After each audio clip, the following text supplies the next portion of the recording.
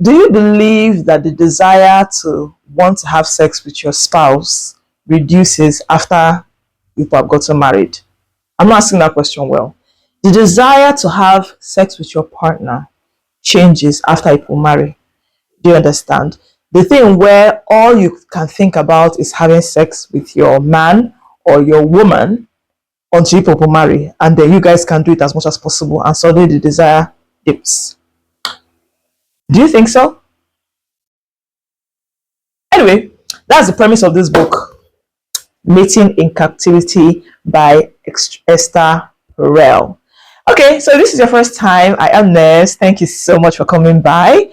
And subscribe if you haven't already, ring the bell so that you can get a notification. What we do here is books. And if this is not your first time, welcome back. Sit down, grab your popcorn, grab your tea. We are talking about sex, baby. Let's talk about sex, baby. That is this book, Mating in Captivity. Esther Perel is someone I've admired for over a year or so. And when she was in Trevor Noah's podcast called What Now? Do you listen to Trevor Noah? I'm a big fan of Trevor Noah. I loved him since before the Daily Show. But by the Daily Show, I was sold. I love that guy. So he has this podcast called What Now? So he had they talked about, like, the ideal dating situation. What is it like? And this woman has been a therapist, a sex therapist for, I think, almost 3 decades now. Wow, I should have done that research. Don't worry, I'll write it here so I can tell you what the truth is. But she has been doing this for a very long time. Esther Perel was born into an Israeli family. Her mother and father were in Auschwitz. Do you understand? They were in captivity in concentration camps. And then they did this thing. They came out, got married, and they had her. In addition to, I think, 2 other siblings also. So she wonders at how much her history affects the way she looks at sex. However, she's someone that I like how, like, matter of factly she is about things. She speaks like a million languages. I feel like I'm trying to convince you that you should like this person because I like her. But anyway, you don't have to like her, but try and read this book if you can get to it. So Esther Perel is someone that's, first of all, the concept Mating in Captivity. I kept wondering, like, because I know that she had something to do with the whole, or her parents had something to do with the whole being in concentration camps. I was like, are they talking about mating in concentration camps? But then I started reading the book and I realized that captivity in this case is actually when you move in and live with someone, like when suddenly there is no way out, like you've married. Do you understand? You have exchanged by law, both of you are glued. There is no separating. That is what she calls captivity. I wouldn't refer to marriage as captivity, as some of us are very uncomfortable with the concept of captivity. But I guess mentally it's what it is. But what she's just asking, or what she's trying to address in this book, is that thing where desire, the things that make sex exciting, has a tendency to die after you've lived together. Now, interestingly, when my husband and I were going to counseling, something that our counselor actually told us was that the things that you produce from having sex can stop you from wanting to have sex, or from having sex to begin with. And at this point, she was talking about children. She was like, when you have kids, your kids have a way of disrupting. And it's true. From the moment you're pregnant, it's like your body can just choose. Like, as a woman, your body can choose the way it will behave. Your way hormones react to that pregnancy is different. Some people cannot, like, you want to have sex all the time. Some people just, like, they don't even want to be touched. Like, don't even look at me. Don't talk to me. Don't breathe near me. Do you understand? So it's like, and it differs from each pregnancy. I remember a friend of mine that said that the first pregnancy, all she wanted to do was have sex. Second pregnancy, nobody talked to me. Nobody touched me. Nobody should. Everybody like, will get shot. I'm going to do a flying drop kick on the person. Then the third pregnancy, hey, she was back. So that was what our counselor was talking about. But in this case, this woman is even talking about, even when you don't have, even if children are not involved, the fact that both of you are now familiar with each other, both of you are now living together, and you don't desire that person anymore because the person is not scarce. So I think that's where you look at it. So it's like she defined this book. In this book, she explained the singularity of desire and the singularity of comfort. Now, comfort is not the opposite of desire, but I'm using comfort here. Okay, so you desire something that you don't have. Think about it. You want a car. You desire a car.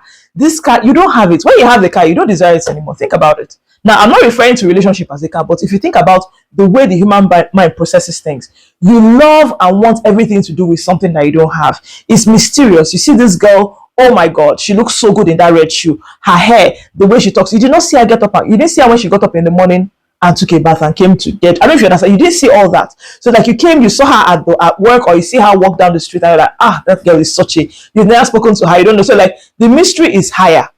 That is where the desire becomes. So it's like, even when you start dating someone, people still live in different places. Like let's say you're in Lagos, one person stays in Lekki, the other person stays in the other side of Lekki.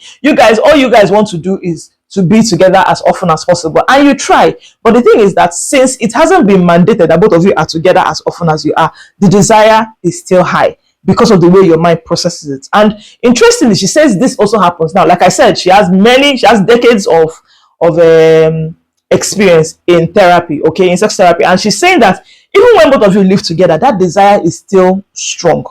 But you see, the instant that you people class that ring, clang clang, and say we are now together forever and ever, it's as if slowly the desire will begin to drain. Why? Because love brings comfort. The more familiar you become, because like it's almost as if you have to choose one. If you're going to have exciting and wonderful sex, you cannot be too. You can. I'm about to say something I think is crazy. You cannot love too much. It's so weird. Because when you love someone, when you truly love, and you become more relaxed, you become more at ease, you become more comfortable, you know your person. Do you understand? So now you see flaws, now you see misunderstandings, you see issues that can show up that can make you not to feel very excited about the person. Anyway, the woman she really opened my mind to this, and I had some things that I wrote down I would like to discuss with you guys. But this book that's what she just talked about. So she just picked out little things here and there that she thought are things that may actually encourage. And I think the one that I found very crazy was things like our political stance. I was like, how, what's it concern politics and sex? How did she put it again? So, democracy versus hot sex. Yeah, that's what she said. So it's like, imagine if you're somebody that's like me, you're a feminist. You're a feminist, so you believe that under no condition should you submit. Like if you're an extreme feminist, not a feminist. If you're an extreme feminist, under no condition should you submit to anything that concerns a man. Blah blah blah. You know. Now, it's one thing for you to want to do it once in a while. That's in sex. Be willing to submit in sex with a man once in a while. But imagine if you have to do it so often. It was interesting. Same thing with things like bosses. People that are, if you're a big boy, a guy, you're a big boy where you work, everybody tells you yes sir, yes sir, yes sir. Then when it comes to sex, you're not supposed to be saying yes sir. How are you supposed to do? I don't know if you understand. Think about it. I think about it in Nigeria. Like what I thought about the Nigerian context. A man, yeah, imagine I'm from the eastern part of Nigeria. Imagine an Igbo kid, boy, who was made to look like he was the Lord in the house, because that happens a lot where I'm from. So it's like you have 7 sisters and one boy. You have 7 sisters because your parents kept on trying until they got that one boy. They've gotten the one boy. So you are the boss in the house. So that's how you know yourself to be your whole life. You're the person, you're never really wrong. Everybody cooks for you, everybody takes care of everything. And then you marry your wife who probably does the same thing. But when it comes to sex, suddenly you need to do some things that doesn't feel as big boy as possible. How does that affect the ability to enjoy said sex? I don't know. It's an interesting conversation. I never thought of it. So anyway, mating in captivity, the main idea was that love thrives in closeness, security, and predictability. So when you're in love, everything is more predictable. Do you understand? You know your man is going to walk into your house at a certain time every day.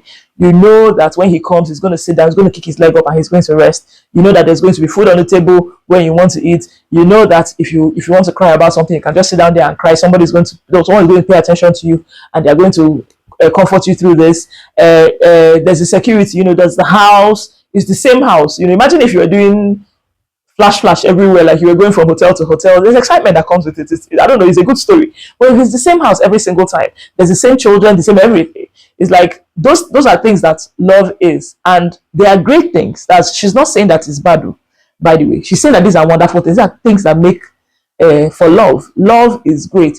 It is close. You're close to the person. You're so close to the person, right? It's security and it is predictability. However, desire thrives in distance. I don't know why I never thought of it. Do you understand? You desire something you don't have. when the thing is out of reach, all you want to do is try and reach it. So it's like that is what the desire is. Everything in your being wants that thing. You only want it because you don't have it. It's so funny. But when you now have the thing, does the desire die? I don't know. I never thought, like, it really blew my mind. I love ESTHER PEREL'S. I've said this before. And it thrives in distance, mystery, and novelty. So how do you keep this thing that it thrives in distance in a place of closeness? Because love is needed to thrive in a long-term relationship. Do you understand? This closeness, this familiarity, this security is needed. So how do you keep this distance and the novelty and the mystery in between all that?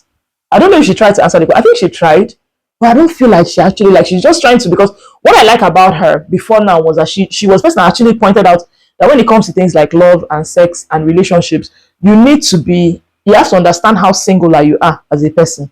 This grouping of a thing where we say, oh, this is what women like, this is what men like, it's actually quite faulty. Or if you want to date, go out. Here, I remember this example that she gave. She said, Trevor had asked her that, okay, so what's the idea of an ideal date? The guy said, she said, the ideal date is whatever you enjoy doing.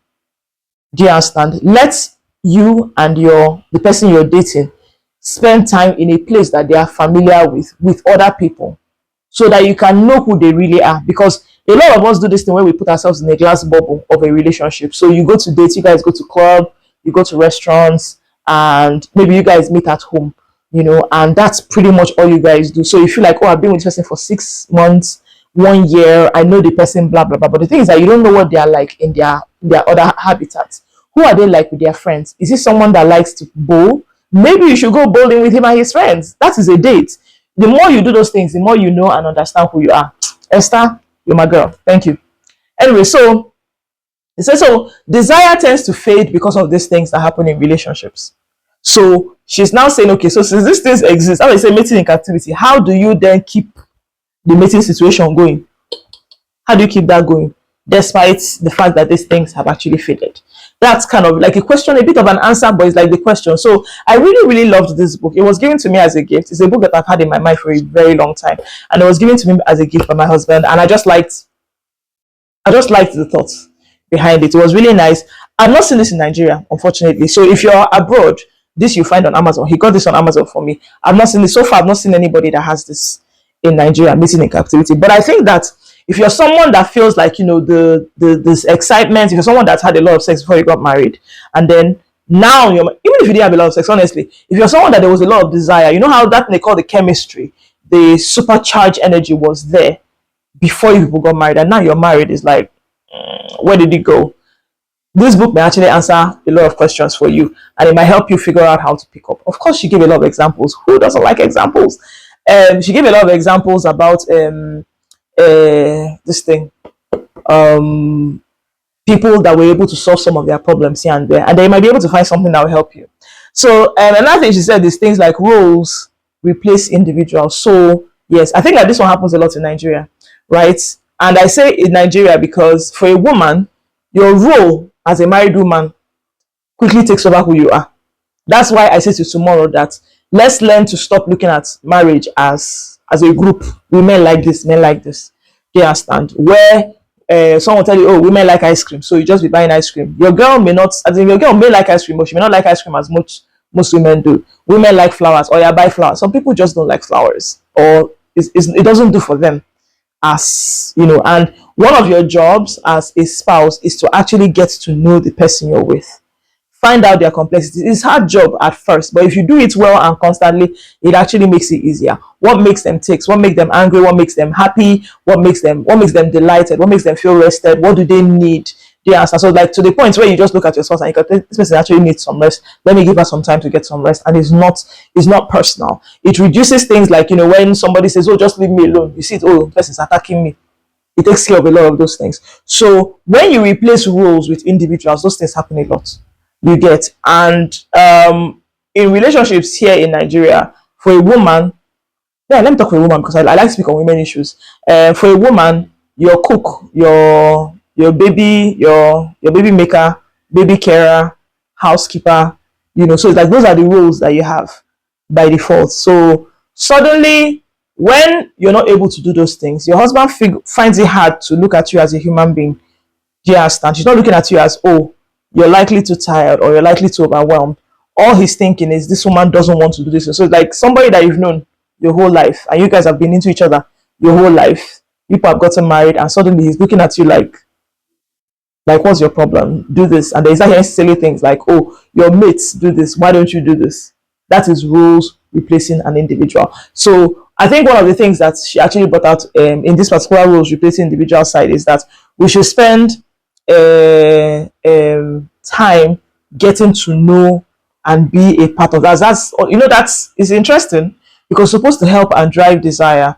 Do you understand? So it's like if you're looking at your person more like an individual than a role, it's easier for you to admire. To so it's like that's what you see when you hear somebody, a man, tell a woman, oh, she's such a strong woman because she went through this and she's been able to do this. A lot of times that's because they are seeing that person because they're able to feel what that person felt doing that certain thing. But if it's just like people do this all the time, a lot of times they're not seeing it as an individual, they're seeing you more as a role. So he said, okay, things that we should try and do. He said we should try and create things like erotic space. I don't know what to do with that information. Create erotic space. So you're like, desire needs space, imagination, and autonomy. So it's like, she said things like, playing. Like it's not exotic play, not necessarily just exotic play. She said, "I'll be erotic play." When I say erotic play, no, not necessarily just erotic play. Play, like just be friendly and playful with your man. Laugh a lot. You, my man, do the same with your woman. Be willing to laugh a lot. Create lighter spaces. Yes, that everything doesn't have to be so like and you have to be cautious of it because if you don't, you see, we talk about roles, and your roles are the only things that will continue to drive your marriage, and it will kill this desire we speak of. So it's like the more you actually create these lighter spaces, these erotic spaces, like I say, play spaces and all that, the more you discover new and exciting things about your partner, new and exciting things about yourself. So yeah, I remember she like created erotic space. I say, auntie, what are you talking about? Anyway, so yeah, play, fantasy, all those type of things. So yeah, that's pretty much all I want to say about this book. I think you should get this book. I'm so sad that I wasn't able to find this anywhere else in Nigeria. But I think if you follow my space, whenever this shows up anywhere in Nigeria, I'm going to write it and say, guys, I found this book available there. But for now, you have to get this from Amazon. It's not the worst thing. Just go to Amazon, buy it, and have it shipped to you within the country. If you're already outside the country, it makes life easier for you. Or if you have someone outside the country that is coming in for a while, you can just send it to the person, tell the person to bring for you. That's a nice one. Anyway, so if you haven't already, subscribe. Thank you so much for watching and thank you so much for engaging. I love you guys. Bye bye. Mwah.